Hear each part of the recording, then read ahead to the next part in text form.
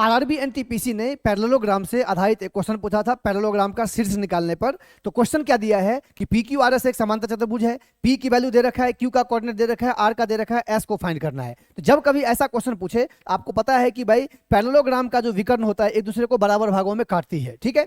तो आप समझो इसका और इसका सम यानी 7 और -1 सम करेंगे, यहाँ पे माइनस का है, 7 में से 1 गया 6, तो 8 में से कितना घटाओगे, 6 होगा। तो आप बोलोगे सर -2 यानी कि ये आंसर नहीं होगा, ठीक है, ये आंसर और डी आंसर आपका नहीं होगा। अब हमारे पास बचा कौन, ए और सी। अब देखो 7 में से 1 गया तो 6 हो गया, 8 में से -2 गया 6 हो गया, ठीक है। उसके बाद 5 में से 1 गया 4, तो 0 में कितना जोड़ेंगे कि 4 होगा, 4 जोड़ने पर 4 आएगा, यानी कि सी इज करेक्ट आंसर।